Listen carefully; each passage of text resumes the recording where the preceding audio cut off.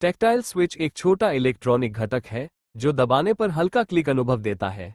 इसका प्रयोग keyboard, remote control, औद्योगिक मशीनों और इलेक्ट्रॉनिक उपकरणों में होता है। जब उपयोगकर्ता स्विच दबाता है तो ये सर्किट को अस्थायी रूप से जोड़ता है और संकेत भेजता है। इसकी खासियत है कि यह टिकाऊ, कॉम्पैक्ट और कम लागत वाला होता है। टैक्टाइल स्विच विभिन्न आकार और डिजाइन में उपलब्ध होते हैं। इन्हें पीसीबी पर आसानी से लगाया जा सकता है। उपयोगकर्ता को स्पर्श का अनुभव मिलता है, जिससे संचालन अधिक सहज और विश्वसनीय बनता है। अगर वीडियो इन्फॉर्मेटिव लगा हो तो लाइक और शेयर करें और ऐसे ही इलेक्ट्रिकल इन्फॉर्मेटिव वीडियो के लिए हमारे चैनल को फॉलो करें।